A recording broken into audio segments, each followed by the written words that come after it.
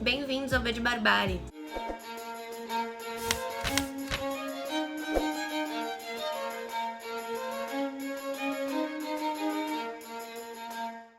Bom, estamos aqui hoje para fazer a resenha de Os Vestígios do Dia, do Nobel da Literatura de 2017, Kazuo Ishiguro.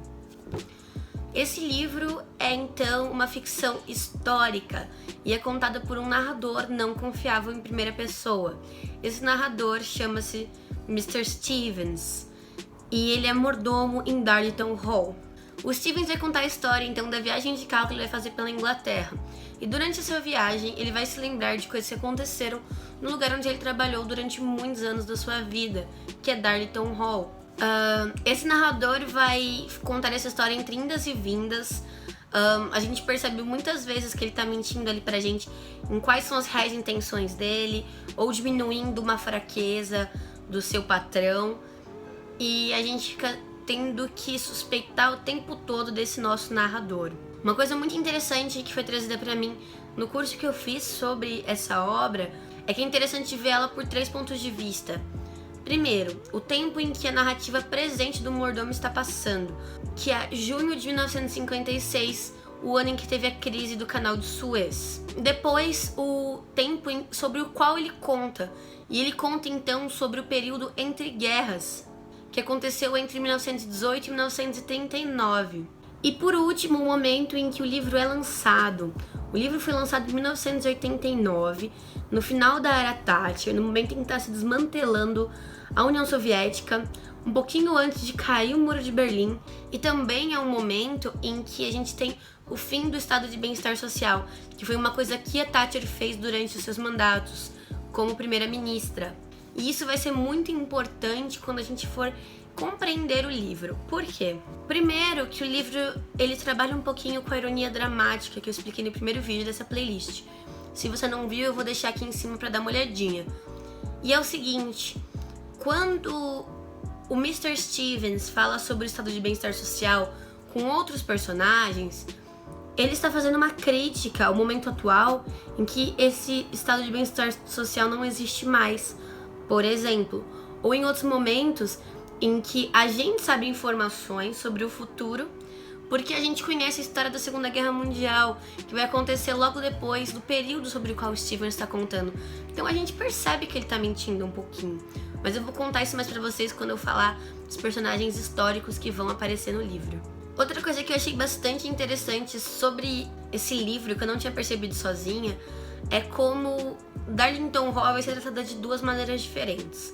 No presente, Darlington Hall pertence ao Mr. Faraday, que é um americano. No passado, ao Lord Darlington, que é um britânico.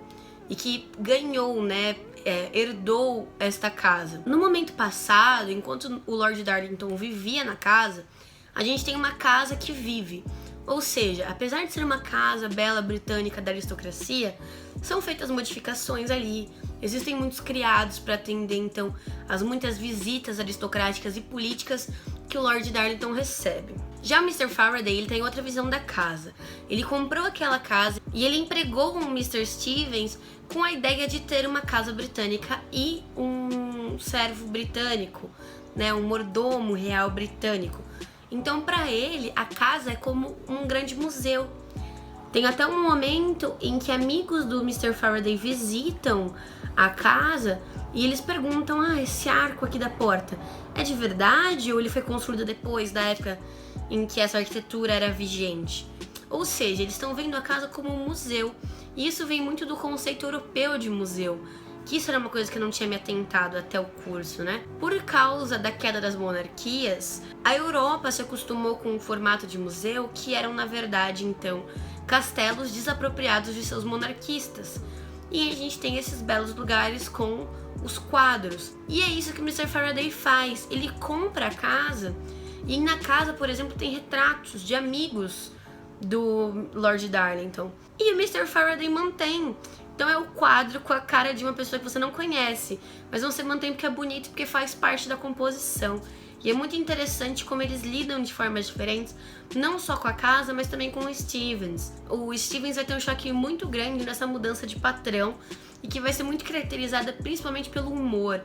O Mr. Faraday tem um humor americano, como diz o Stevens. Ele não consegue responder ao patrão dele porque ele não consegue compreender o humor ou como fazer humor. Isso é uma coisa que o atormenta durante todo o livro. Inclusive, a última fala do livro é sobre isso ainda. Por ser, então, um romance histórico, é muito importante que a gente compreenda os fatos históricos que estão envolvidos nesse livro. É claro que é possível compreender o livro por um viés sentimental e não racional. E não é uma questão de o que é melhor ou não, é uma questão de como você vai lidar com isso. Eu prefiro saber os aspectos que são importantes para a narrativa. E então, alguns eu já sabia e isso me facilitou muito na leitura. Então, existem 5 fatos históricos importantes. O primeiro, que é a Segunda Guerra Boer, que é quando a Inglaterra tenta anexar 2 territórios na África que são ricos em jazidas. No final, a Inglaterra acaba ganhando e eles levam vários desses boeres cativos para campos de concentração. Então é um conflito bem pesado para a história da Inglaterra. O segundo é a Primeira Guerra Mundial, que vai ser citada bem por cima. Acredito que o conhecimento geral que a gente tem sobre a Primeira Guerra Mundial é o suficiente.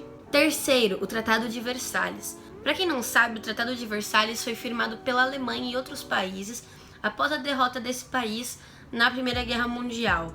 Nesse tratado, a Alemanha tinha então a sua marinha, sua aeronáutica, o seu exército diminuídos. Ele tinha um limite de navios e embarcações que poderiam pertencer ao Estado. Eram várias limitações que serviam para impedir que aquele evento ocorresse novamente. Hoje em dia a gente já sabe que isso não funcionou, mas o Tratado de Versalhes vai ser citado aqui e é bem interessante você saber pelo menos do que ele trata. A Segunda Guerra Mundial, que também basicamente você precisa saber quem eram os aliados e quem estava no eixo, e o conflito básico que envolvia nazistas contra negros e judeus. E por último, mas não menos importante, a crise do Canal de Suez. A crise no Canal de Suez aconteceu porque o Egito nacionalizou o Canal de Suez, que pertencia a algumas empresas francesas e inglesas, e impediu que países como o Iraque chegassem ao Oriente para fazer comércio. O Iraque então abriu uma guerra contra o Egito, ele foi apoiado pela França e pela Inglaterra. Os Estados Unidos se meteu, mandou desocupar o território e acabou com uma briga mais íntima entre Egito e Iraque, excluindo potências maiores nesse momento. E também existem muitas personalidades históricas que são citadas, mas existem 3 principais. O primeiro é o Bernard Shaw, que Stevens comenta que frequentava Darlington Hall. Uma coisa que eu não sabia, mas é importante para fazer sentido, é que o Bernard Shaw, no começo, ele apoiava o Hitler. Depois ele foi a público e disse que não concordava com as atitudes que ele começou a ter, que eram mais ofensivas. Em segundo lugar, o Sr. Oswald Mosley, que foi fundador da União Britânica Fascista. Ele vai aparecer também como um dos convidados de Darlington Hall, e é interessante saber o posicionamento político dele nessa época. E por último, mas não menos importante, o único que eu identifiquei de cara, Herr Ribbentrop.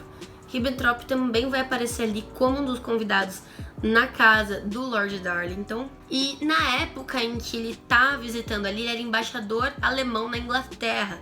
Isso aconteceu no período entre guerras. E o que é importante saber sobre ele? Ali nesse momento, ele tá tendo uma amizade muito forte com o Lord Darlington, tentando favorecer uma boa relação da Inglaterra e da Alemanha. Mas é legal a gente saber que o Herr Ribbentrop foi exatamente o homem que firmou o acordo com a Rússia. O acordo quando o Hitler estava no poder de não agressão. O acordo se chama Ribbentrop-Molotov, que é o nome dos 2 embaixadores que assinaram o contrato. E foi esse acordo entre esses 2 países que permitiu que a Alemanha conseguisse passar por cima de tantos outros, porque ela estava no meio do mapa entre a Rússia e os outros países da Europa. Se a Rússia atacasse, a França atacasse, a Alemanha seria destruída. Como ele conseguiu um tratado de paz com a Rússia, pelo menos por um tempo, ele conseguia atacar os outros lados sem ser atacado por trás das tropas, o que constituiria uma guerra de 2 frentes. E inclusive é assim que acaba a Segunda Guerra Mundial.